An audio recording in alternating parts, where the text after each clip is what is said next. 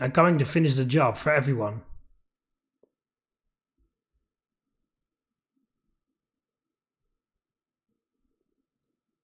Oh, okay, it's blue all of a sudden. Waking up today. What's the point? Oh, is this Sayori or something?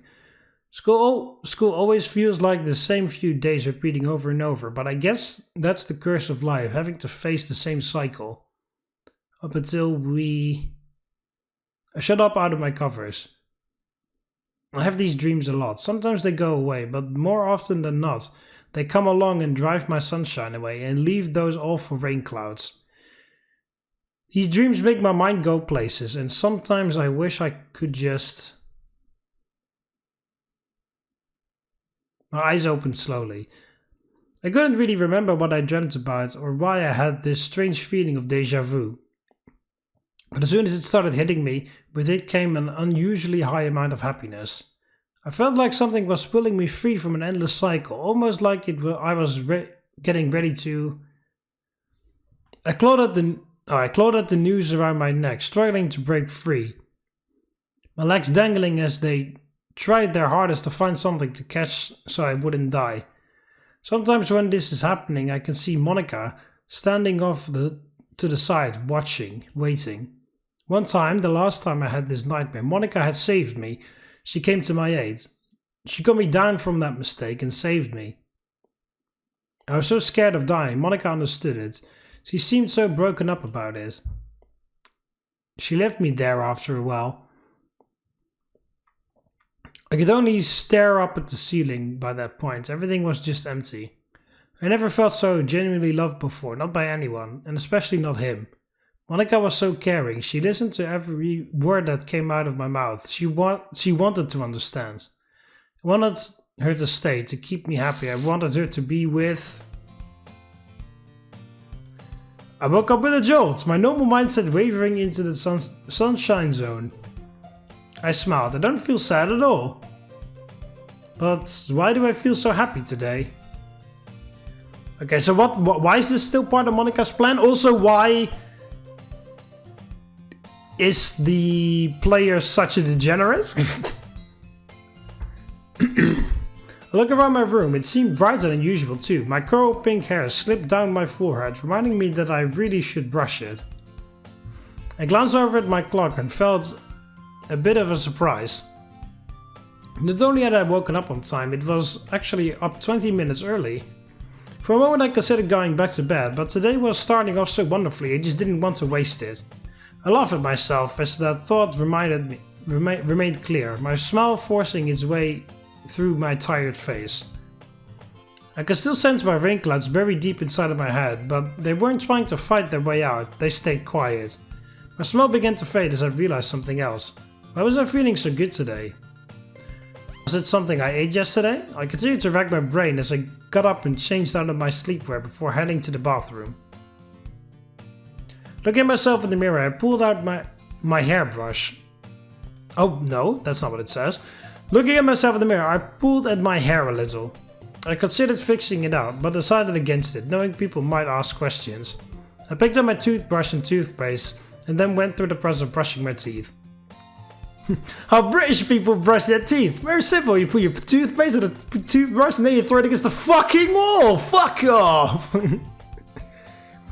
Even this feels pleasant to do. What is up with me today? I shook my head as I put the toothbrush down, smiling brightly as I turned heel to go downstairs. I entered my kitchen. No, this is MC's kitchen. What are you talking about?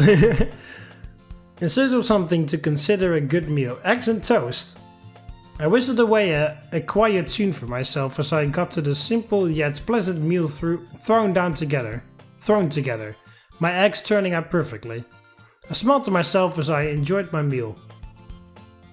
Looking at the clock and I didn't click that. Looking at the clock and sighing, having already run low on time, I quickly put my dishes into the sink and started to... I paused in the living room, my footsteps coming to a stop. Something crossed my mind that I wasn't prepared for. What? I felt strange, something I had never felt before. I didn't feel sad or depressed. I don't know what this emotion is or what it's supposed to be. I looked over at my childhood friend's house. Normally I would walk I would walk with him to school, but something told me not to bother with him today. Maybe there's something wrong with me today. I had planned on telling him to join my club while I walked with him to school, but even that thought felt negative. Is this really what I have been thinking about? Is this really it? He's my childhood friend. I'm supposed to care. Amongst this feeling of unease and uncertainty, something else came over me as I stood there looking across our lawns. It wasn't overwhelming or something that was really a shock to me. I might not like the club anyways. I mean, he always hides in his rooms and basically ignores me all the time. Is our friendship really that meaningless to him? I gasped as I realized exactly what this emotion was. Was our friendship worthless to him? Was everything we did back then that?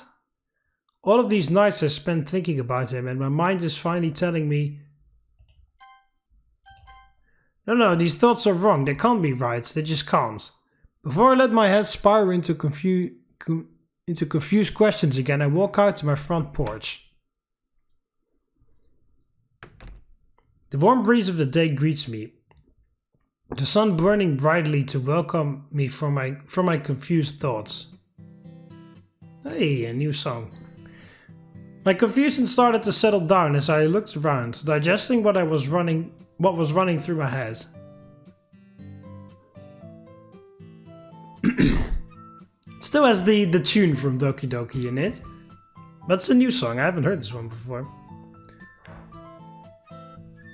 Why was he still friends with a meanie that didn't even bother to ask how I was doing every day? His personality read a lot more closely to what Natsuki would describe him as. Maybe it would be best if I took a break from him.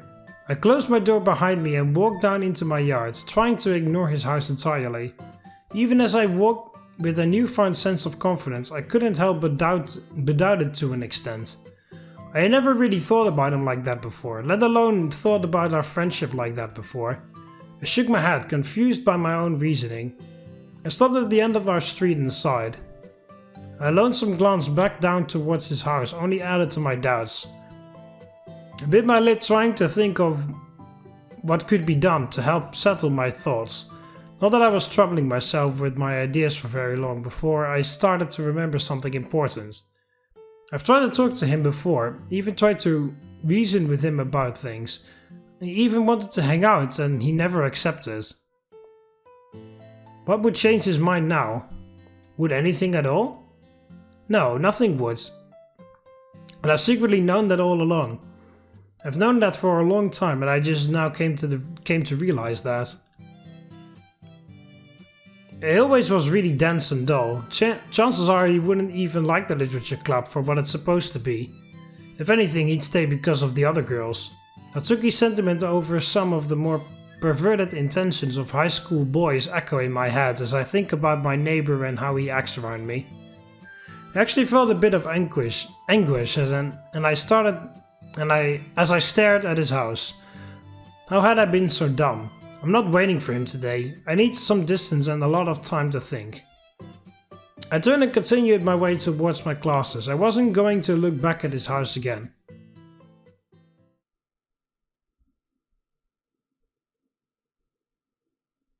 I watched Sayori walk to school alone. She seemed deep in thought. Whatever my code work had done, it had executed it very well. I watched as Sayori disappeared off in the distance, my attention reverting back to my code breaker. It had already gotten through Sayori at a much faster pace than I anticipated. I wanted to start with her since she was the only one who technically started the whole thing. Plus I wanted to see how she would act without her restricted lines in code. Clearly she was in agreement about how terrible he actually was. I sighed as the breaker worked its way into Yuri's file. The girl's code shattered into nothingness. I figured it was important that she was next in line, seeing as how adverse her reactions were to her. How adverse her reactions were to her love interest. That was definitely not something I wanted to deal with until much later. My silence was interrupted by the appearance of a mouse icon. He seemed to be checking through things in the files. I smiled to myself as he clicked around. He missed every detail I had instrumented into my master plan. I watched his mouse icon finally go away to Codebreaker, beeping quietly to me. Finally go away prior to Codebreaker beeping quietly to me. Each file was reported as finished, and Natsuki was being treated next. I stood up and looked around for a moment before heading out of my covered spot. As simple as this was turning out to be, I had not planned out this moment happening ever. I had my little Codebreaker access point deep inside the recesses of my personal file, keeping my work a total secret.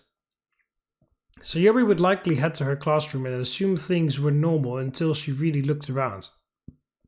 I needed to go get her before that point. I don't know what would happen if she were to wander outside and be seen by him. Maybe the whole operation would go to waste. I increased my speed as I headed towards the school building. My reveal speech slowly formulating itself in a way that I could deem as possible. I do also like the colored flashes, like a purple flash. Now we're on Yuri. There was a blue flash for Sayori and a green one for Monica. It's actually kind of nicely done. Alright, I think I'll just end it off here. So yeah, it's a totally different mod, I'll give it that. But yeah, we'll just see what happens next, I guess. So, hope you Romans enjoyed it. Click the like button if you did. Subscribe to join the Roman army, and I'll see you in the next one. See you later, Romans. Valete.